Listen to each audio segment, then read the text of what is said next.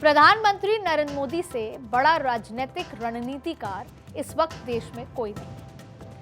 सारे सर्वे एक तरफ और नरेंद्र मोदी के चुनाव विश्लेषण एक तरफ। मोदी की राजनीतिक शैली ये है कि वो सामने वाले के आत्मविश्वास को चूर-चूर कर देते हैं। और हाल ही में जो संसद से उन्होंने भाषण दिया, देश के 140 करोड़ लोगों को जो उन्होंने तस्वीर दिखाई, वो कहीं ना कहीं विपक्ष का आत्मविश्वास और तोड़ देती है। मोदी एक स्पेसिफिक आंकड़े तक कैसे पहुंच गए, क्योंकि सवाल हो रहा था 350 पार, 300 पार, 400 पार, लेकिन नरेंद्र मोदी ने आंकड़ा दे दिया और ये कैसे बता दिया कि बीजेपी कितनी सीटें जीत पाएगी और एनडीए कितनी। क्या इसके पीछे मोदी का कोई होमवर्क है, कोई बहुत बड़ा सर्वे है, या इसके पीछे कोई एक बड़ी स्ट्रैटेजी है आंकड़ों की?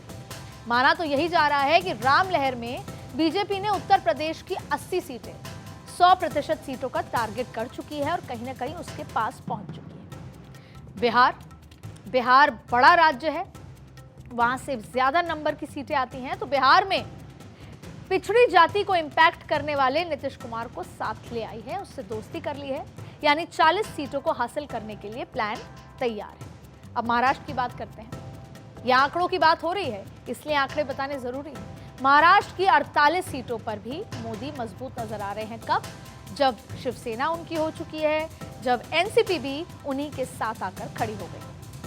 अब उत्तर की 190 सीटें, लगभग अगर 193 सीटों पर बात करें, तो नॉर्थ की 193 सीटों पर तो मोदी मजबूत नजर आ रहे हैं। हालांकि उस पर काम लगातार जारी है, राजस्थान पे काम जारी है, मध्य प्रदेश, छत्तीसगढ़, नॉर्थ की वो तमाम सीटों पर काम साथ साथ में जारी है। चाहे फिर वो मोदी की गारंटी की बात हो, कोई यात्रा की बात हो, संगठन की मजबूती की बात हो, वो तमाम काम जारी है।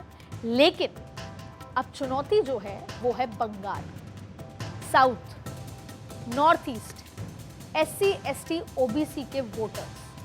अभी बीजेपी यहां पर कमजोर नजर आ रही है और उसके लिए लगातार काम कर रही है।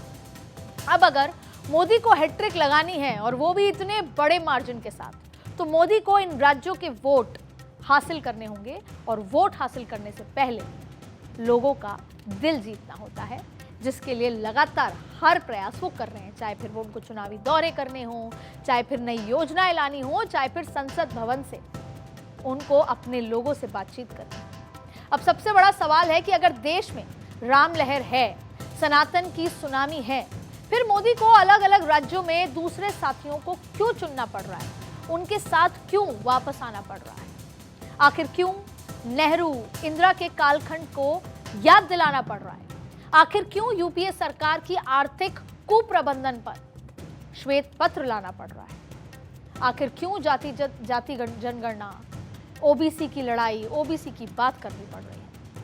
दरअसल कहीं ना कहीं बीजेपी को यह पता है कि अगर 400 का आंकड़ा पाना है तो सभी मुद्दों पर यू टर्न, ट्विस्ट लाने की जरूरत है।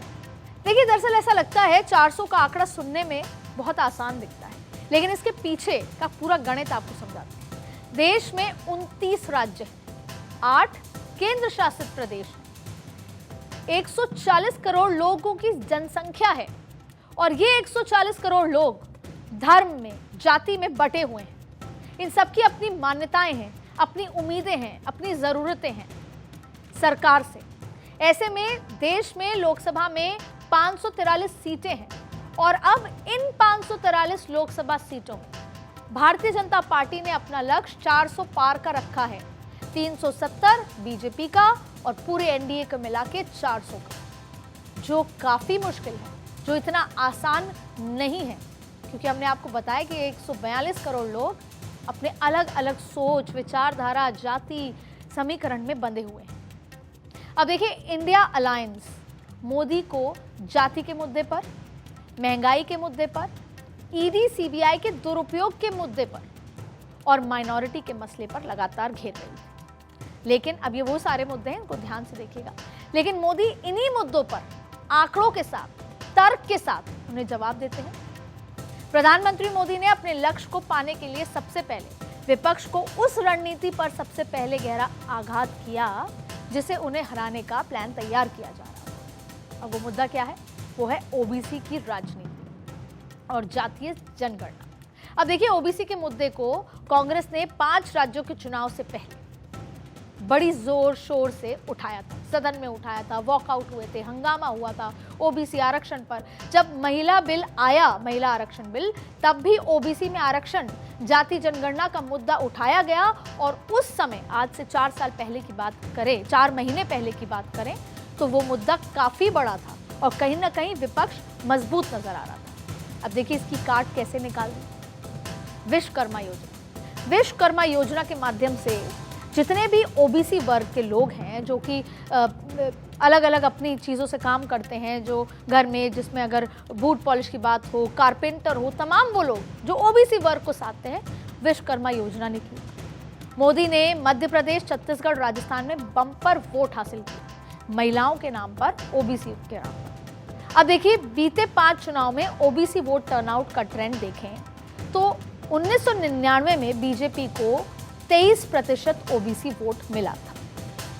फिर 2004 में 23% वोट मिला दोबारा, 2009 में 22% वोट मिला, 2014 में 34% वोट मिला। हम बात कर रहे हैं भारतीय जनता पार्टी के ओबीसी वोट बैंक। और 2019 में 44% वोट मिला।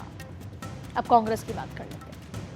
कांग्रेस को 1999 में 25% वोट मिला, 4 में 24, 9 में भी 24% और 2014 में 15, यानी ओबीसी वोट बैंक। और फिर 19 की बात कर लेते हैं, 2019 में 15%, यानी 2019 के चुनाव में बीजेपी को कांग्रेस के मुकाबले 3 गुना अधिक ओबीसी वोट मिला है। और ये आंकड़े बताने के लिए काफी हैं कि ओबीसी वोट किस तरफ जा रहा है और बीजेपी की तरफ उनका झुकाव बढ़ रहा है। लेकिन फिर भी इन आंकड़ों के बावजूद भी, जिसे कहते हैं लीविंग नो स्टोन अनटर्न्ड, प्रधानमंत्री नरेंद्र मोदी तमाम विकास की बात करके अपना रिपोर्ट कार्ड देने के बावजूद भी एससी, एसटी, ओबीसी का जिक्र हमेशा करते हैं और ये बताने में कामयाब रहते हैं कि जो उनका कार्यकाल था यूपीए का या कांग्रेस का, उसमें ओबीसी, एससी, एसटी का ध्यान नहीं रखा गया, बजाय कि हमारे कार्यकाल में, और सबसे बड़ा ओबीसी चेहरा मैं हूं, खुद प्रधानमंत्री उसका जिक्र करते हैं। बीजेपी इस वोट को पाने के लिए हर स्तर पर काम कर रही है। हमने कई योजनाओं की भी बात की, हमने किस तरीके से आपको प्लेसमेंट की बात की कि कैसे ओबीसी, पिछड़ी जाति से लोगों को आगे मुख्य धारा में लाया जा रहा है, बड़ी जिम्मेदारी भारतीय जनता पार्टी दे रही है।